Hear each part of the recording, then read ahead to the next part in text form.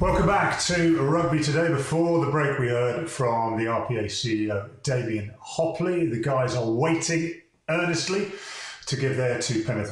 Hugo is currently being chastised by his wife as well for comments earlier in the show. He can sort that mess out after the programme. But we're now going to hear from a man very much in the thick of things as far as the clubs are concerned. He's the CEO of Harlequins. He's Laurie Dalrymple, and I caught up with him just a few days ago. Laurie, hi. Thanks so much for joining us. I guess, like the rest of us, your diary is a little bit freer than normal. You'd think so, maybe, but we're still trying to remain as busy as we can, as active as we can. Obviously, a large part of the club's operations have scaled back in the past few weeks, but look, we're still trying to sort of remain as contactable and communicate with our supporter base as we can. There's parts of the foundation that are very busy and very active, and that's we've had to sort of reposition the business in some ways to be focusing on different areas. Obviously, performing the rugby is the bit that we can't do at the moment, and entertaining the fans is what we're not able to do at the moment. But we've still got other responsibilities that we as a club are trying to fulfil. So we're fairly busy.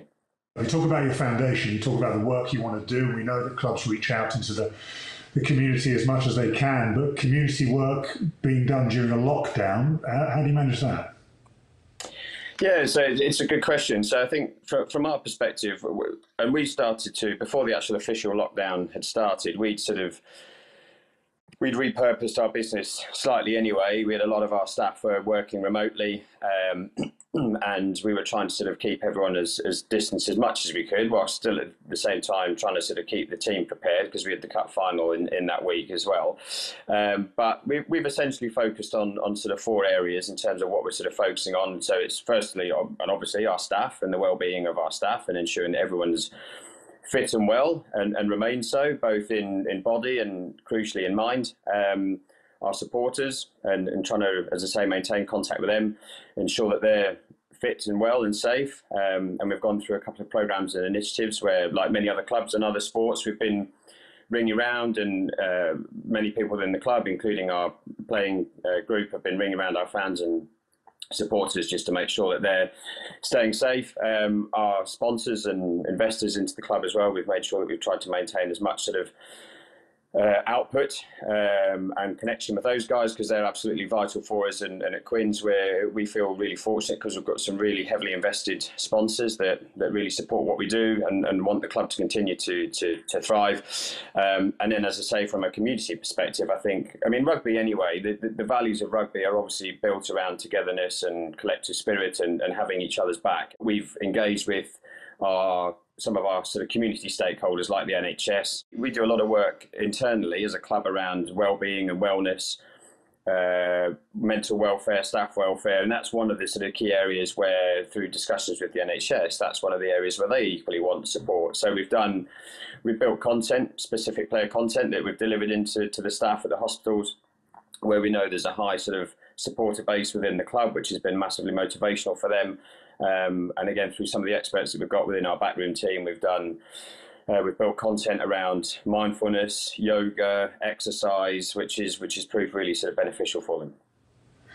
I mean, these are all great things to do, and they're all areas which get far more focus, of course, when there is no rugby to be played, no training to be done. But at the heart of any rugby club is rugby. And you talk about your sponsors, and you talk about how well they're supporting Harlequins. They can only go so far. How strained are the finances at Harlequins at the moment?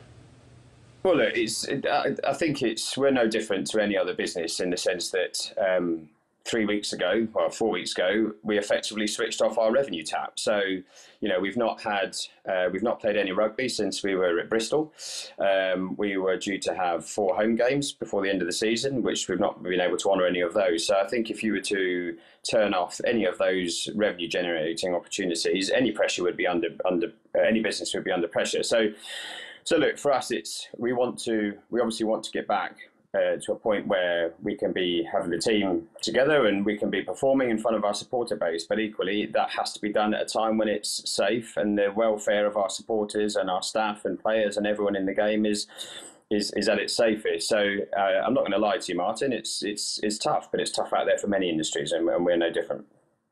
Very early on, the Chancellor came out and explained furloughing and what was available to the self-employed, what was available to the employed, and that affects businesses and sport as well. What's been the approach from Harlequins as far as the playing staff is concerned, and how much communication was there between yourself and the players?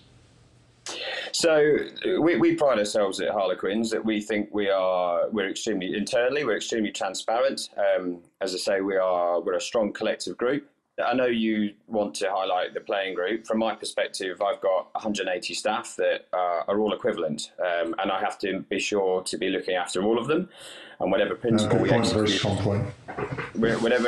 execute across the board has to be fair and appropriate and equivalent to everyone. So we've looked at the salary. We've initiated a process of salary reductions, which we think we hope are temporary, and they will be if we can get back playing and get back operational as quickly as we can do.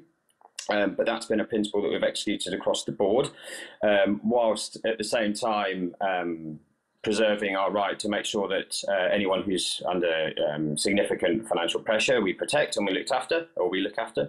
And that was a process that we made sure that we kept everyone in the loop on, and we were completely transparent about, and we communicated through the company on a regular basis. Our primary and overriding objective was to ensure that we kept everybody within the team, and we wanted to ensure that, because I feel we're really privileged with the quality of the people we've got at Harlequins, and we wanted to ensure that we maintain job security for everybody. So that was the driver.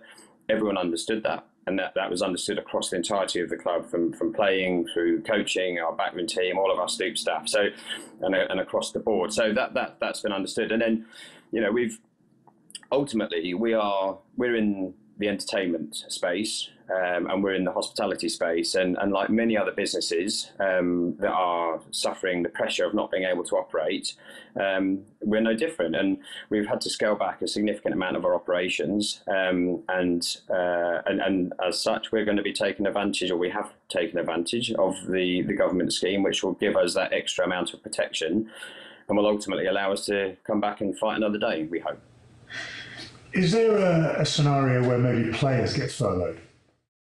Yeah, absolutely. As I say, look, if we, through my lens, everybody's the same in our business, and we want to ensure that everybody's treated the same. So we can't operate. Our fundamental is rugby and providing entertainment, and across our board, we're extremely limited in what we do. We've kept a core amount of our staff still operating across our marketing and our commercial team, because I think it's absolutely vital that we maintain that touch point and connection with our supporters and with our community, with our investors. So we've got an element of the business that's still working and still operational. So because we want to be in the best possible position that when we come back from this, which we hope will be sooner rather than later, but as I say, when it's safe to do so, we want to be in the best possible place to do that. But there's no reason from my perspective as to why we wouldn't include them in that group. Are we potentially looking at hitting a reset button for the whole game, not just the Gallagher Premiership, not just the Pro 14, Top 14?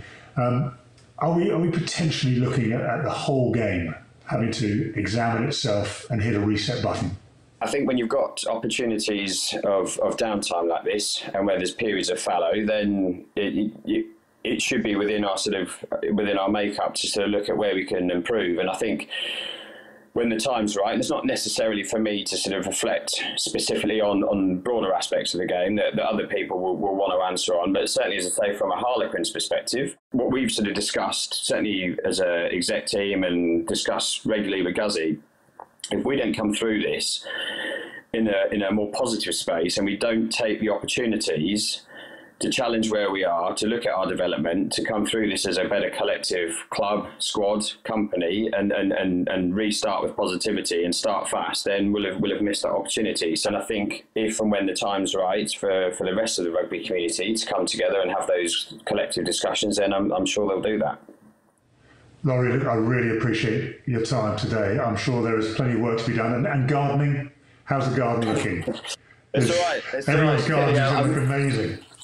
I'm not really green-fingered, Martin. So I've got a very minimalist. The shed's still intact, and there's enough space for the kids to throw the rugby ball and kick the football around. I know one thing, I'm not going to be, if ever my career in sport runs dry, being a homeschooling teacher is not where my expertise lies either. So I would imagine there are thousands of parents feeling that same thing. One thing I just want to sort of add, look, we've got, as much as difficult as this process is for everybody concerned, we've got over 30 representatives, directly or indirectly with Harlequins, who are working in the front line at the minute through various organisations and various parts of the public sector, and we are so proud of everything they're doing, and we continue to be proud and wish them all the luck and and congratulate them for the effort that they're taking, and that's across all, as I say, all forms of public sector organisations. So we're extremely grateful to them and everyone else within the front line that are providing such safety and security for us all.